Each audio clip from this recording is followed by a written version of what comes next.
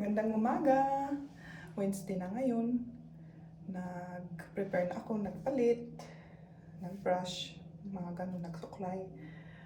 Tapos magtrabaho na ako dito sa home office. Kasama ko si Liam kasi may sakit siya. Kaya hindi siya makapunta ng kindergarten. Kaya nandito rin siya.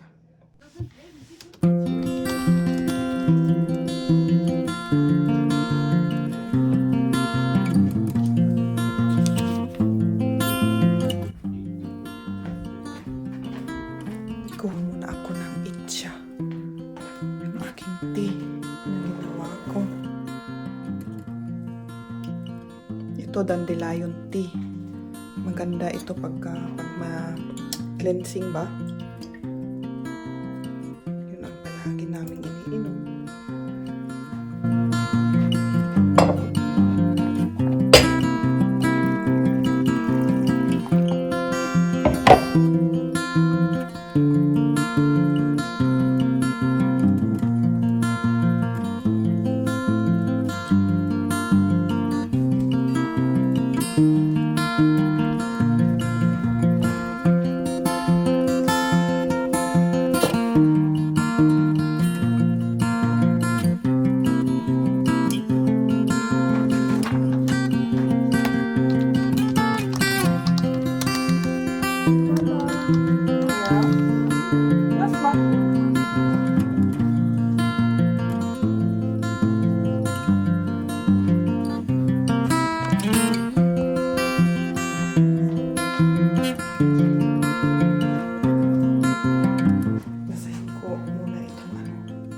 Paglagay niya sa kanyang ulo.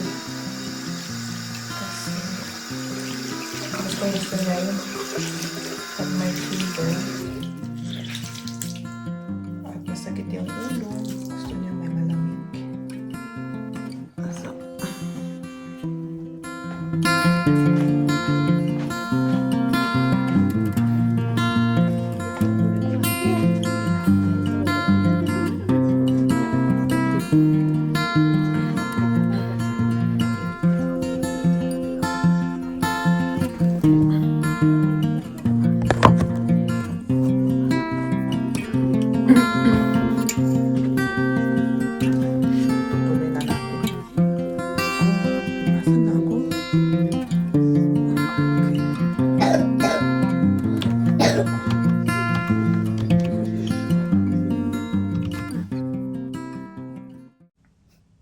tulog na si Liam. Kaya gagawa ako ng aking kakainin. Nag-breakfast na kami kanina pero gutom uli ako. Ewan ko pa. Siguro maano yung mag-digest ng aking tiyan. Mabilis mag-digest. Gawa lang ako ng toast.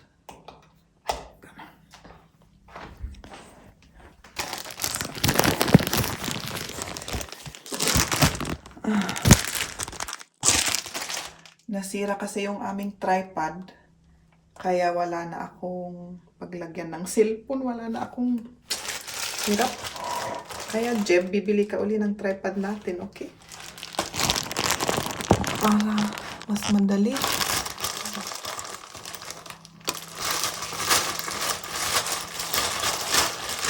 Yung last na toast na namin ito.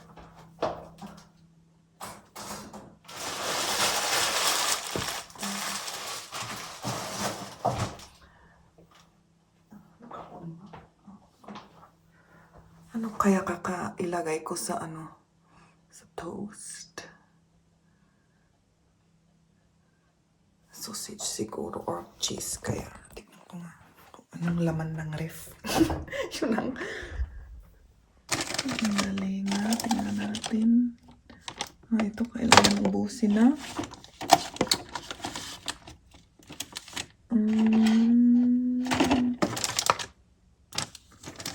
Ito na lang.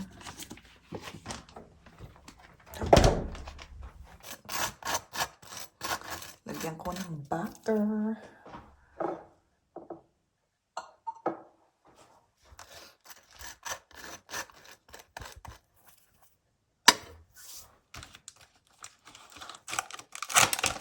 Ay, wala na pala akong paprika. Gusto ko yung paprika eh.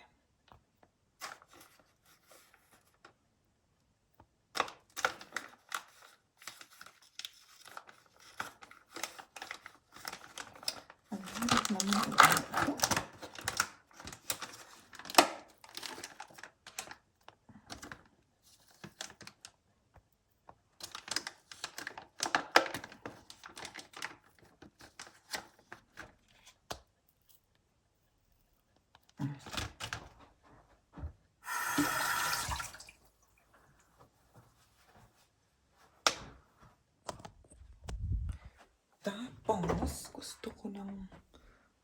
may ano pala ako. Kailangan kakainin ito kasi sayang. Pero hindi bagay sa aking karot na lang. Karot.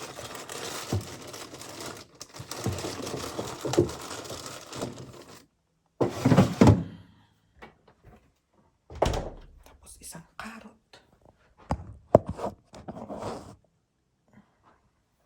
Gawa pa ako ng isang karot.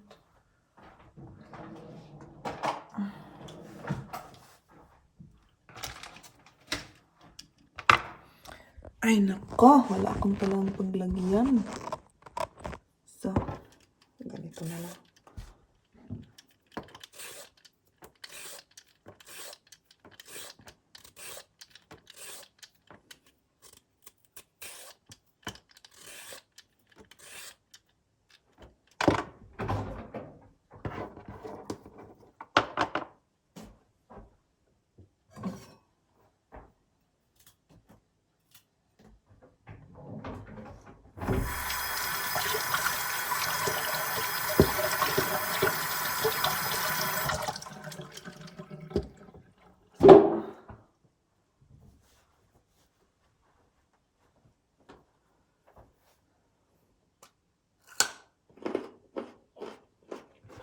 Sarap.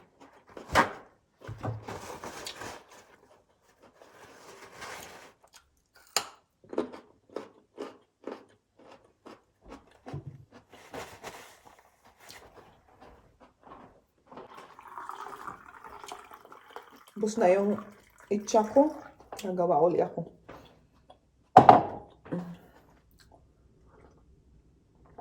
Ang init.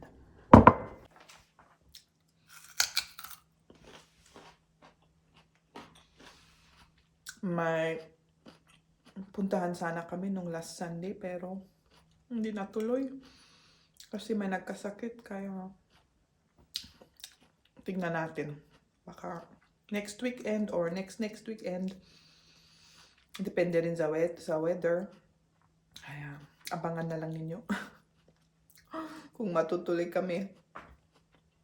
Kasi medyo malayo, mga more than 1 hour drive.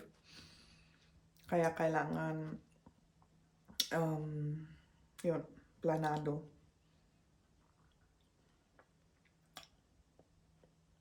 Gusto ba di? So, tutuloy na uli natin magtrabaho. Si Liam tulog pa. Tignan na natin.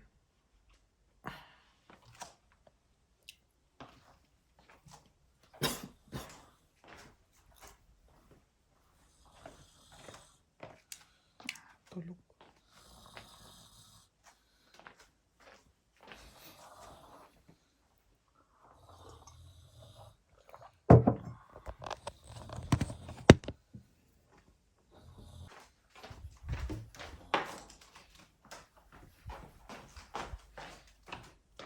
Meron pala akong gustong ipakita na binili ko. Saan ko nakalagay? Dito yata sa cabinet ito. Kung hindi kinain ni Jeb. Kasi gustong-gusto niya rin yun. So, andali.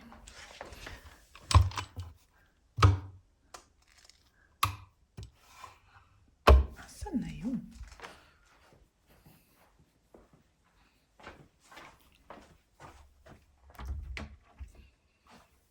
Nandun pala.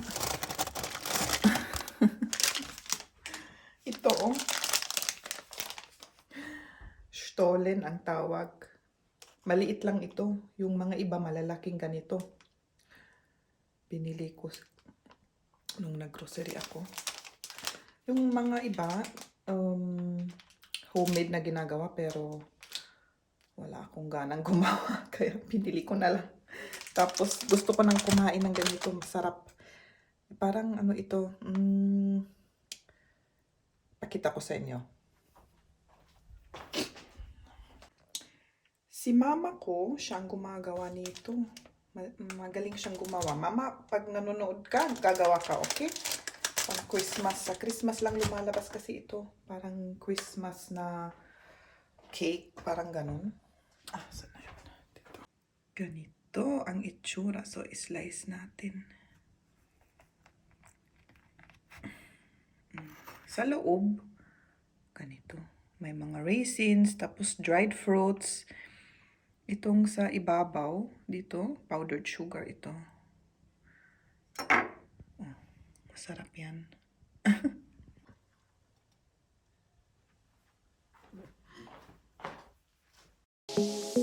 Girls like me are like a magnet to a knot. Can like a lighthouse on the ocean. I sail him on devotion. Gising na si Liam, kaya manood kami ng movie. Kasi nabobore siya, hindi niya alam gagawin niya. Ayaw niya man maglaro, walang gana siguro maglaro. Kaya sabi ko, sige manood tayo na lang. Okay?